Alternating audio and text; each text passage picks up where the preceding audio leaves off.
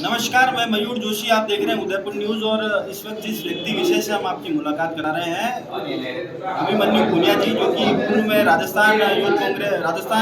NSUI के प्रदेश अध्यक्ष रहे और यूथ कांग्रेस के प्रदेश अध्यक्ष के प्रबल दावेदारों में से का नाम शुमार है इनका।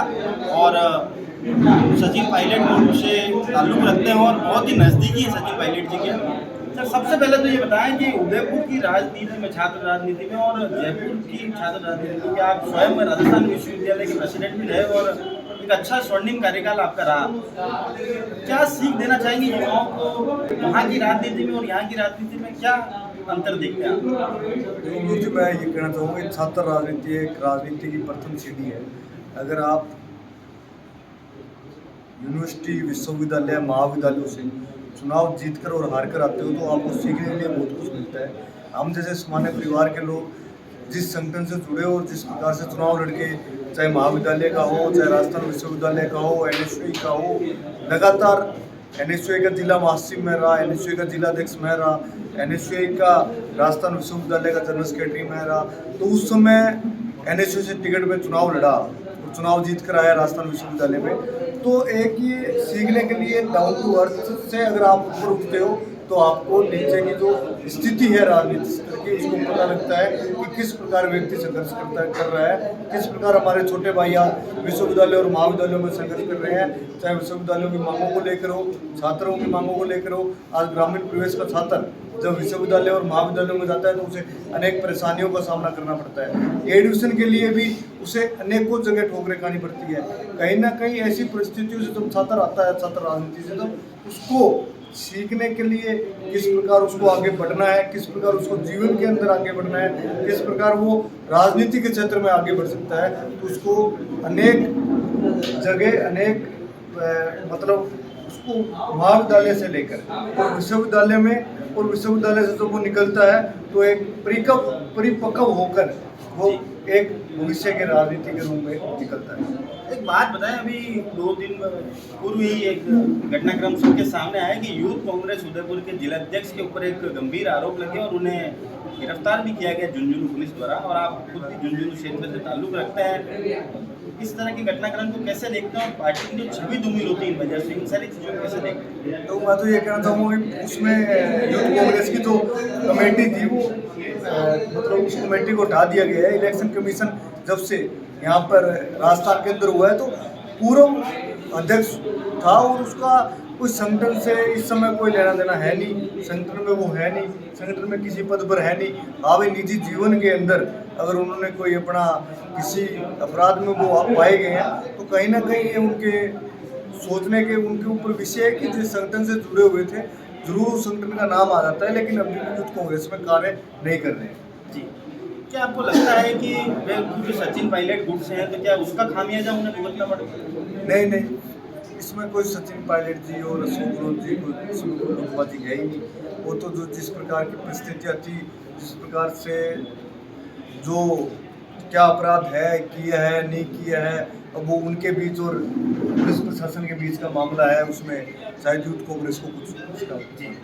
एक सवाल का जवाब और दीजिए। आप सचिन पायलट साहब के सबसे नज़दीकियों में से आपकी गिनती होती है, तो मौजूदा स्थिति में जो सचिन पायलट साहब का एक आमरण अनशन भी होता है और आज मल्लिकार्जुन जी खड़गे साहब के घर पर एक मीटिंग की है रंधावा साहब की, इन सारी चीज़ों को कैसे देखते हैं और क्या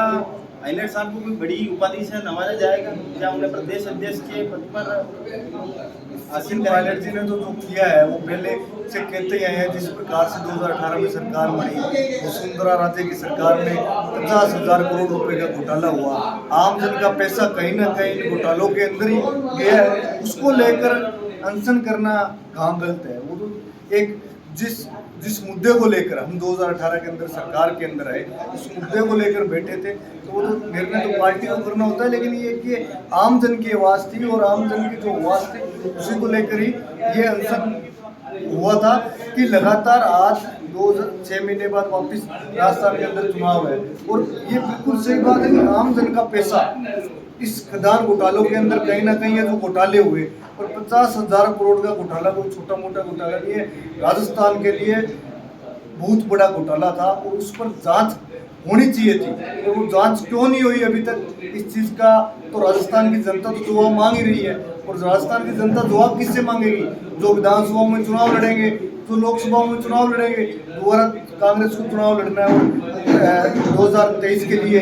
सरकार बनाने के लिए अपने जमीन में जाना पड़ेगा। तो आम लोगों की जो भावना थी वो भी इनके साथ है। देश के एक नामचीन अखबार ने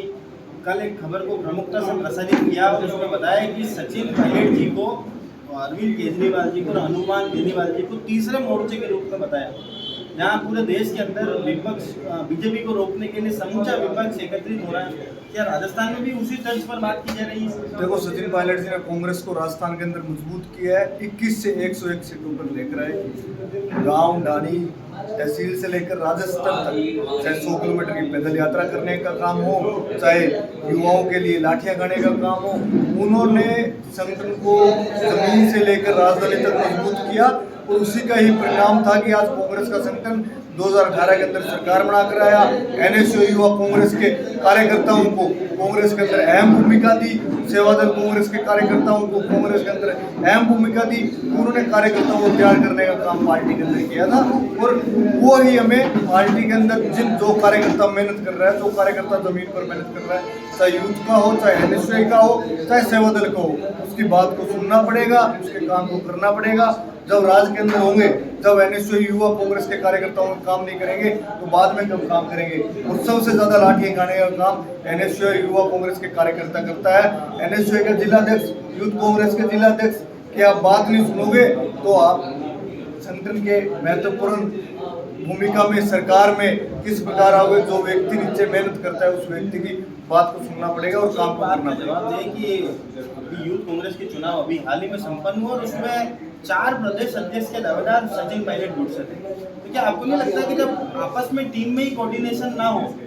तो फिर 4 अध्यक्ष? ये बहुत अच्छी बात है कि ये चुनाव जो लड़ रहे व्यक्ति है ये सभी कांग्रेस के पुरुष हैं,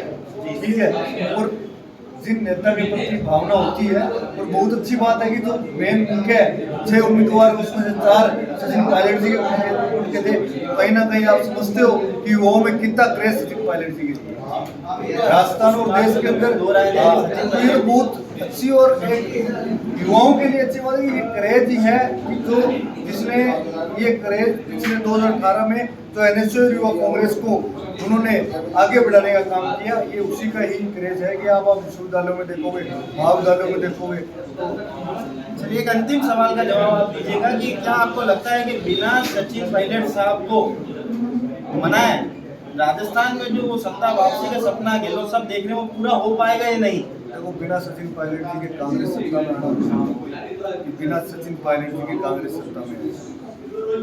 कांग्रेस को जो सीटें पिछली बार 21 आई थी उससे भी बदतर स्थिति हो सकती है राजस्थान के अंदर अगर बिना सचिन पायलट जी के नेतृत्व में अगर चुनाव में उतरे। एक अंतिम सवाल आप बताइए कि थोड़ा निजी सवाल है, अगर आप उत्तर देना चाहें तो क्या इस बार विधायक के रूप में आप भी दावेदार हैं? देखो, मैं पार्टी का कार्यकर्ता हूँ, मैं तो कार्यकर्ता नहीं, आप प्रदेश अध्यक्ष बनेंगे और उसके बाद अगर आप